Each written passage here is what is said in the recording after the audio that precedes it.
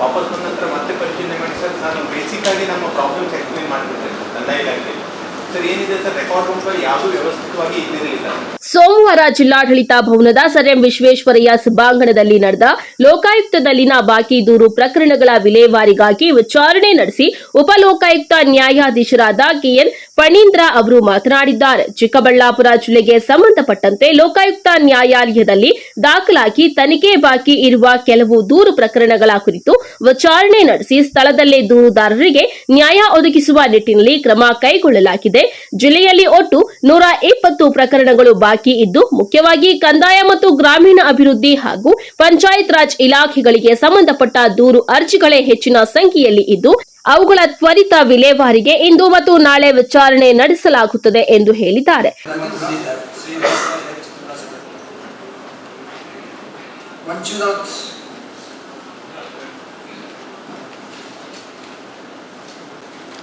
ಎರಡು ಕೊಟ್ಟಿದ್ದೀರಾ ಇದೇ ತರದ್ದು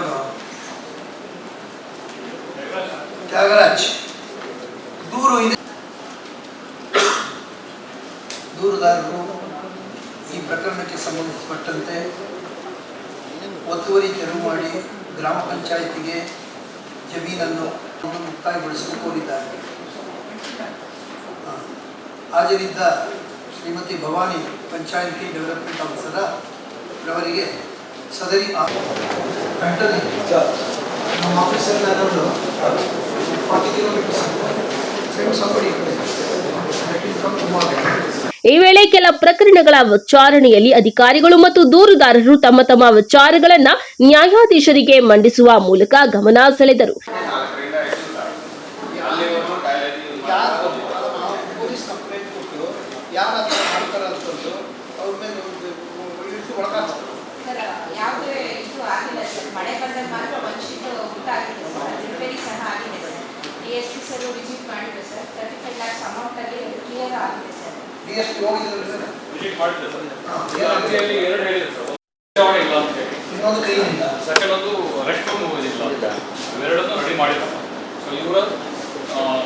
ಆಗಿಲ್ಲ, ಅದು ಶೀಟ್ ಸರಿ ಇಲ್ಲ ಅಂತ ಅಧ್ಯಕ್ಷ ಮಾಡಿದ್ವಿ. ಮತ್ತೆ ಟೆಂಡರ್ ಕರೆಸ್ಬಿಟ್ಟು ಮಾತಾಡ್ಲಿಕ್ಕೆ ಬಟ್ ಇವರೇನು ಹೇಳಿದ್ರೆ is not interested in anything. ನಾವು ಸ್ವಂತಕ್ಕನ್ನ ಕೇಳ್ತಾ ಇರೋದು, ಸಾರ್ವಜನಿಕರ ಅನುಕೂಲಕ್ಕೋಸ್ಕರವಾಗಿ ಅಂತ ಕೇಳ್ತಾ ಇದ್ದೀವಿ. ಅದನ್ನು ಕ್ರಮಬದ್ಧವಾಗಿ ಕರೆಕ್ಟಾಗಿ ಮಾಡಬೇಕಾದಂಥ ಕರ್ತವ್ಯ ಇದೆ. ಸುಮ್ಮನೆ ಅದನ್ನು ಅರ್ಧಂಬರ್ಧ ಮಾಡಿದ್ದೀವಿ ಅನ್ನೋ ಥರ ಅಲ್ಲ.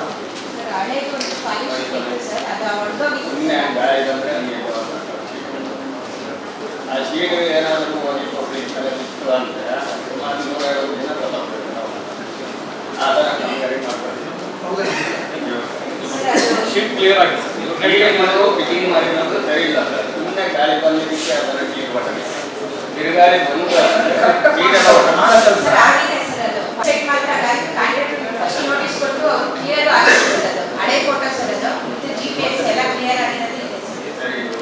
ನಾನು ವಿಸಿಟ್ ಮಾಡಿದಾಗ ಸರ್ ಕ್ಲಿಯರ್ ಇದೆ ಸರ್. ಈಗ ಅವರು 3 months ಆಯ್ತು. 3 months ಅವರಿಗೆ ಮಾರ್ಕ್ ಫೋಟೋ ತೆಗೆದುಕೊಂಡು ನಾವು ಅದನ್ನು ಫೋಟೋ ತೆಗೆದು ಮೇಡಮ್ ಹೇಳಿದ್ರೆ ರಿಟೈನ್ ಮಾಡ್ತಾರೆ. ಇವತ್ತಿಗೆ 4 ಸಲ ರಿಟೈನ್ ಆಗಿದೆ. ಅಕಸ್ಮಾತ್ ತಿರುಗಾಳಿ ಬಂತು ಅಂದರೆ ಸುಮಾರು ಈ ಸಂದರ್ಭದಲ್ಲಿ ಜಿಲ್ಲಾಧಿಕಾರಿ ಪಿಎನ್ ರವೀಂದ್ರ, ಜಿಲ್ಲಾ ಪಂಚಾಯಿತಿ ಮುಖ್ಯ ಕಾರ್ಯನಿರ್ವಹಣಾ ಅಧಿಕಾರಿ ಪ್ರಕಾಶ್ ಜೆಟಿ ನಿಟ್ಟಾಲಿ, ಹಿರಿಯ ಸಿವಿಲ್ ನ್ಯಾಯಾಧೀಶರಾದ ಕಿರಣ್ ಎಂ ಪಾಟೀಲ್, ಜಿಲ್ಲಾ ಕಾನೂನು ಸೇವೆಗಳ ಪ್ರಾಧಿಕಾರದ ಸದಸ್ಯ ಕಾರ್ಯದರ್ಶಿ ಹಾಗೂ ಹಿರಿಯ ಸಿವಿಲ್ ನ್ಯಾಯಾಧೀಶರಾದ ಶಿಲ್ಪಾ, ಲೋಕಾಯುಕ್ತರಾದ ಎಸ್ಪಿ ಆಂಟೋನಿ ಜಾನ್ ಮತ್ತಿತರರು ಉಪಸ್ಥಿತರಿದ್ದರು. MMTV news bureau, Chikkaballapur.